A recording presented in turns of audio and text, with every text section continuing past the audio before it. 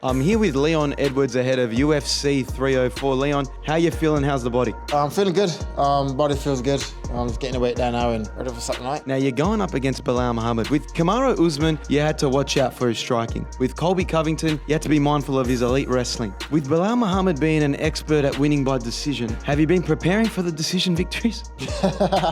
I'm prepared to knock him out. That's my preparation. And like I said, I am focused and ready for Saturday night, and I can't wait, Belal has been talking a lot of in the lead up to this fight. He's saying he's going to be talking to your corner while he's beating you down.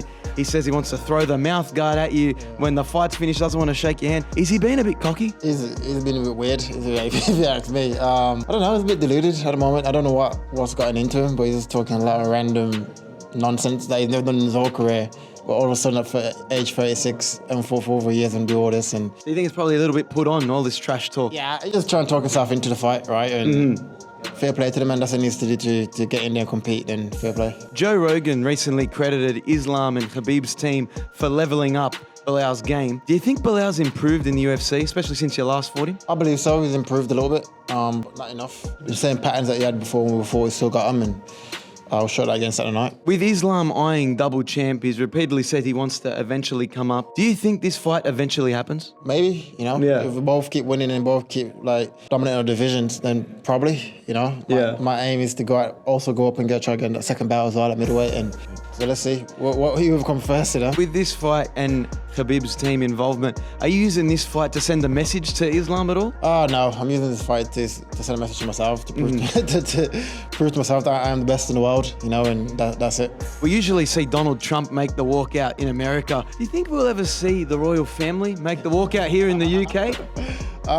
Probably not. No? No, probably not. No, King Charles can't make that long of a walk? No, he's too old. I don't feel like it's too loud. You wouldn't want to see maybe Rachel from Suits sit next to Dana? No. No? No. The fights are on very early morning here in the UK, 6 a.m. How have you been preparing for the early morning fights? Just been training at similar times. I had a great training camp. I spoke to specialists within the field of sleep and performance. And kind of just helped me to structure camp, and now I feel more live at 6 a.m. than I do at morning time. So They got the science involved. What are you usually doing at 6 a.m.? sleeping.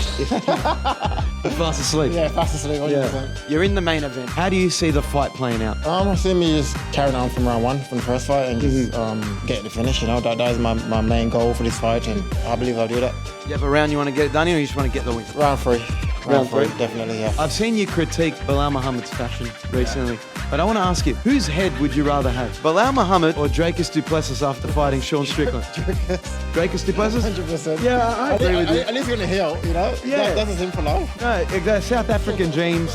He still looks fairly good there. Yeah. Okay, next one. Belal Muhammad or Joanna after fighting Weili Zhang?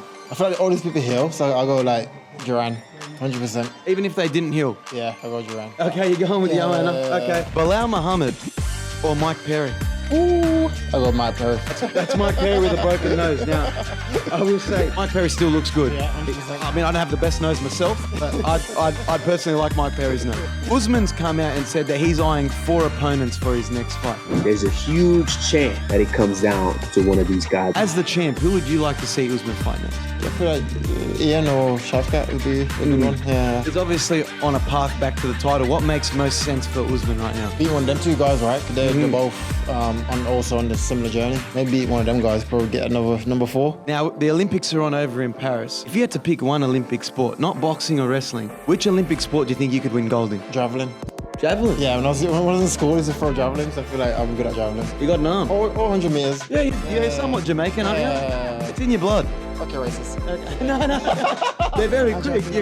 You're quick.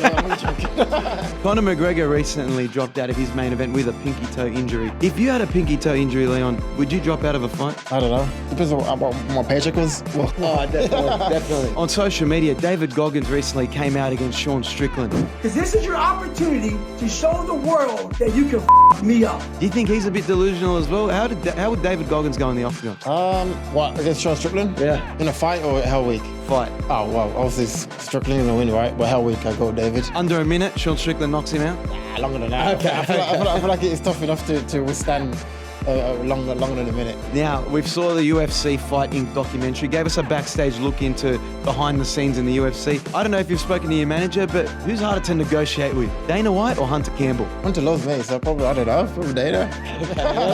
Jake Paul's recently called Alex Pereira out. Alex Pereira being the light heavyweight champion. Who do you think would ever win that fight? That's interesting, right?